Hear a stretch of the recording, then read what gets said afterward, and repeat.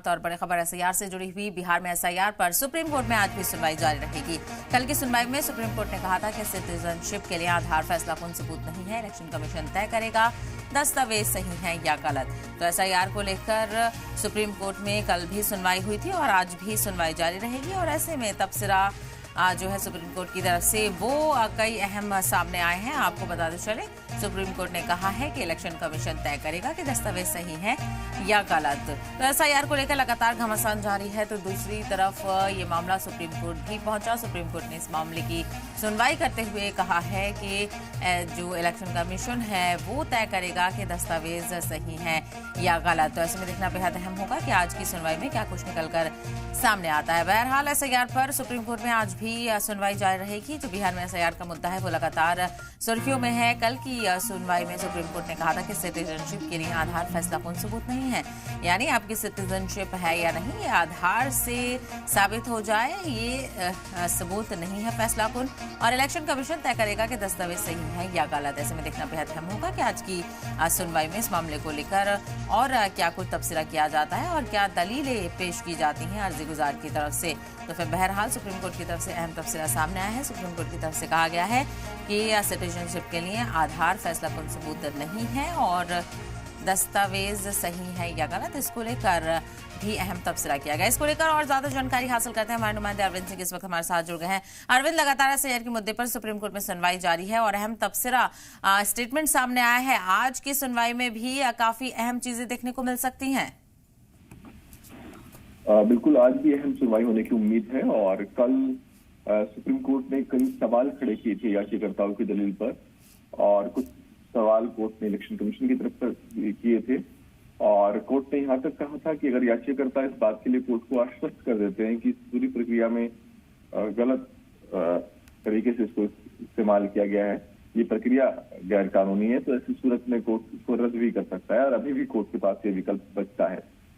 लेकिन कोर्ट ने याचिकाकर्ताओं से भी कई सवाल खड़े किए थे। मसलन कोर्ट ने कल इलेक्शन कमीशन के इस रुख से सहमति जताई थी कि आधार को किसी की नागरिकता साबित करने के लिए निर्णायक सबूत के तौर पर नहीं माना जा सकता, और इस को लेकर इलेक्शन कमीशन का जो रुख है वो सही है। कोर्ट ने इस दावे पर भी सवाल खड़ा किया था कि अगर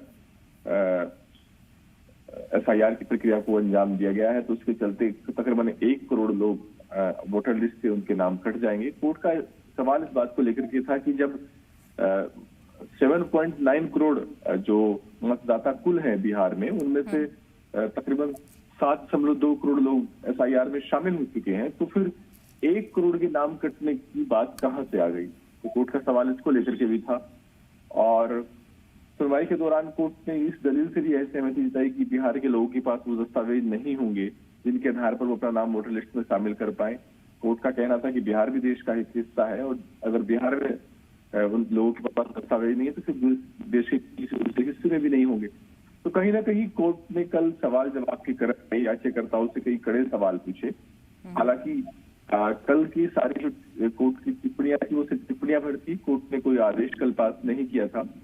आज भी सुनवाई और लंबी चलेगी। पहले याचिकाकर्ताओं को की तरफ से अपनी बात रखने का मौका मिलेगा और उसके बाद चुनाव आयोग के जो वकील हैं वो अपनी बात रखें। बिल्कुल, ऐसे में देखना बेहद अहम होगा कि आज की सुनवाई में क्या कुछ और चीजें निकलकर सामने आती हैं। और ऐसे में जो लोग उम्मीद कर रहे थे अरविंद कि एसआईआर को लेकर सुप्रीम कोर्ट से राहत यहाँ पर मिलेगी और उनके हक में फैसला आएगा, लेकिन जिस तरह के स्टेटमेंट सामने आ रहे हैं कि इलेक्शन कमीशन ही चीजें तय करेगा, दस्तावेज तय करेगा, यानी कहीं ना कहीं इलेक्शन कमीशन की जिम्मेदारी को यहाँ पर बताया गया है। बिल्कुल, कोर्ट का सवाल ये था कि लोगों के पास जो डॉक्यूमेंट्स हैं वो इलेक्शन कमीशन को दें। वो दस्तावेज सही है नहीं, ये इलेक्शन कमीशन की जिम्मेदारी बनती है। इलेक्शन कमीशन पर ये भी आरोप लगाया गया है याचिकाकर्ताओं की तरफ से कि कुछ ऐसे लोग भी हैं जो जीवित हैं लेकिन उनको मृत मान लिया गया इलेक्शन कमीशन की तरफ से, उनको ड्राफ्ट लिस्ट में शामिल नहीं किया गया। ऐसे कुछ लोग कल कोर्ट भी पहुंचे थे। हालांकि चुनाव आयोग का ये कहना है कि ये एक ड्राफ्ट लिस्ट ही है और जाहिर तौर पर इसमें सुधार की गुंजाइश बचती है। और ऐसे लोग जिनको इस बात को लेकर के आपत्ति है कि गलत वजह से उनका नाम इस लिस्ट में शामिल नहीं किया गया है, वो एक अर्जी दाखिल कर सकते हैं और इस ड्राफ्ट लिस्ट में संशोधन की मांग कर सकते हैं ताकि वो भी वोटर लिस्ट में उनका नाम शामिल हो सके।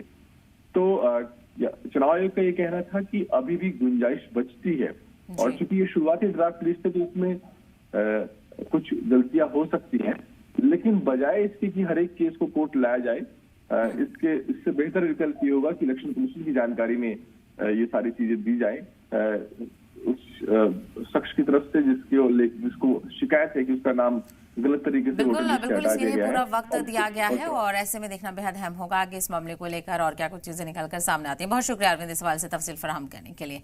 तो इस पर भी नजर बनी रहेगी कि आज की सुनवाई में क्या कुछ अहम तबसरा देखने को मिलेगा। आगे बढ़ते हैं अगली बड़ी खबर की तरफ रुक